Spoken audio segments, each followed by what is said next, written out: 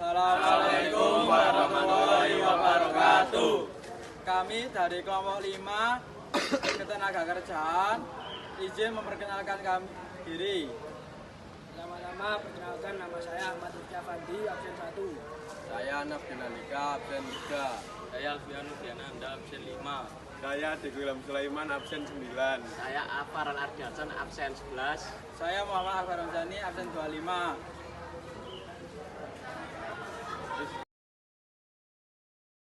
Definisi dan ruang lingkup ketenagakerjaan.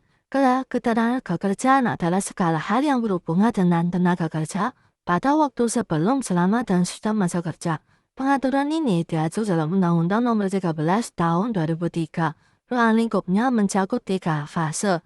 Sebelum masa kerja meliputi perencanaan, pelatihan, vokasi, dan penempatan kerja. Selama masa kerja meliputi hubungan kerja, pengupahan, K3, keselamatan kerja dan kesehatan kerja, dan jaminan sosial. Sudah masa kerja meliputi prosedur pemutusan hubungan kerja atau PHK, dan jaminan hari tua. Klarifikasi dan jenis tenaga kerja. Tenaga kerja adalah penduduk usia produktif 15-64 tahun yang mampu bekerja.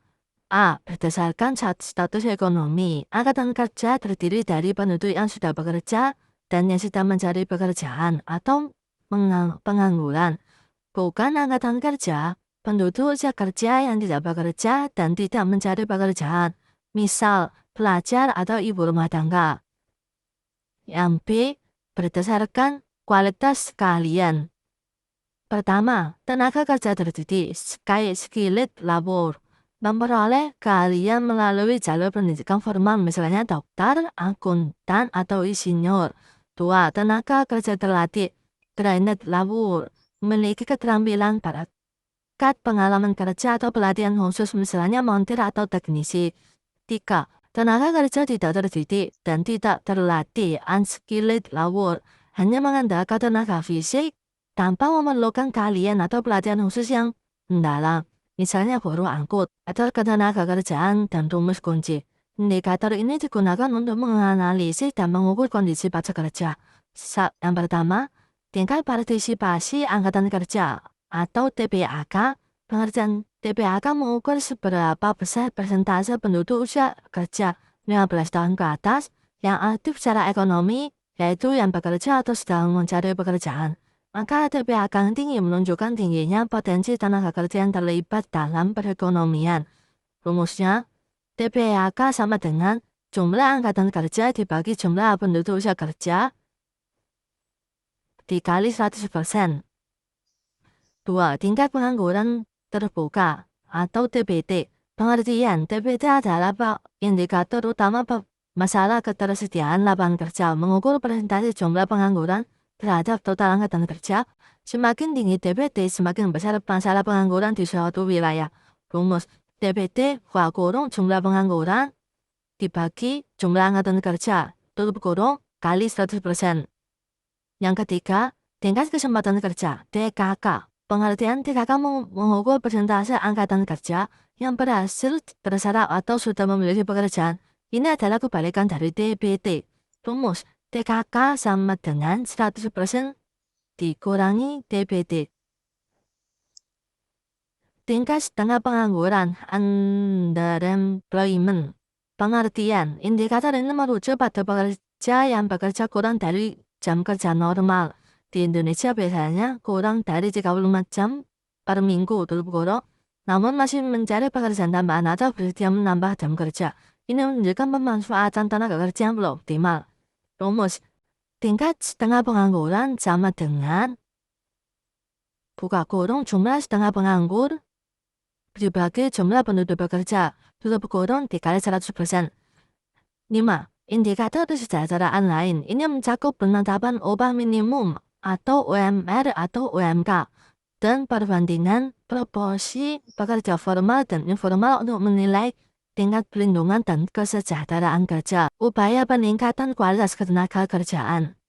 Peningkatan kualitas tenaga kerja sangat penting untuk daya saing bangsa. Upaya ini dilakukan oleh pemerintah dan perusahaan. Peran pemerintah fokus pada revitalisasi balai latihan kerja BLK dan pembangunan BLK komunitas untuk menyelenggarakan pelatihan berbasis kompetensi PBK yang relevan dengan kebutuhan industri. Selain itu, pemerintah mendorong sertifikasi profesi untuk menjamin pengakuan kompetensi dan memperkuat kerjasama dengan dunia industri. Untuk program magang dan penempatan kerja, perusahaan wajib berinvestasi pada pelatihan dan pengembangan berkelanjutan, upskilling dan reskilling.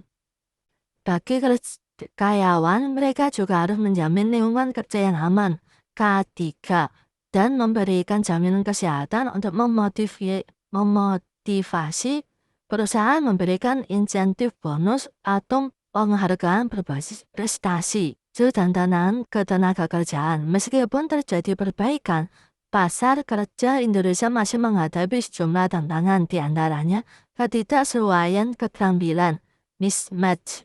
Terdapat kesenjangan antara keterampilan yang dimiliki lulusan sekolah perguruan tinggi dengan tuntutan pasar kerja. Ancaman otomasi, perkembangan teknologi, dan revolusi industri 4.0 menuntut adaptasi keterampilan digital yang cepat agar tenaga kerja tidak tergantikan oleh mesin. Rendahnya perlindungan pekerja informal. Sebagian besar angkatan kerja yang berada di sektor informal yang rentan terhadap upah rendah dan minimnya cakupan jaminan sosial. Pemerataan kualitas pendidikan dan keterampilan tenaga kerja masih belum merata di seluruh wilayah Indonesia. Sekian dari pemaparan hasil diskusi kelompok kami mengenai ketenaga kerjaan. Jika ada pertanyaan, silahkan bertanya di kolom komentar. Terima kasih banyak. Sekian dari kelompok kami. Wassalamualaikum warahmatullahi wabarakatuh. Thanks for watching. Like and subscribe. Bam bam bam bam boom boom.